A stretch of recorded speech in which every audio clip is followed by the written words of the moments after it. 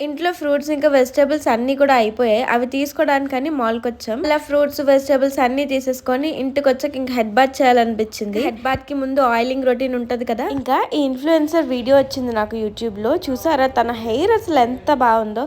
This video made me by this product నిజానికైతే. Alps Goodness rosemary essential oil అనమాట. ఇది చాలా సింపుల్. నార్మల్ కోకోనట్ ఆయిల్‌లోని నేను దీన్ని 2-3 డ్రాప్స్ మిక్స్ చేసుకొని మొత్తం స్కాల్ప్‌కి, హెయిర్‌కి అంతా అప్లై చేసుకోవడమే. నేను రెగ్యులర్‌గా హెడ్ బాత్ చేస్తున్నాను అంటే ఫస్ట్ ఆయిలింగ్ చేసి ఒక 1 or 2 hours ఉంచుతాను. దాని తర్వాత హెయిర్ వాష్ చేస్తాను. నేనైతే 2-3 hours మాత్రమే ఉంచుతా ఆయిల్ హెయిర్‌కి. మీరు ఎంతసేపు ఉంచుతారో కామెంట్ చేసేయండి.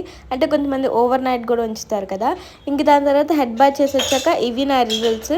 ఇదే నా బిఫోర్ అండ్ ఆఫ్టర్ రిజల్ట్స్ కూడా మీకు అప్లోడ్ చేస్తాను. చిన్న బాటిల్ నాకైతే నియర్లీ 6 months వచ్చింది. మీరు నా హెయిర్ గ్రోత్ రిజల్ట్స్ కూడా రెగ్యులర్‌గా నా వీడియోస్‌లో చూస్తూనే ఉంటారు.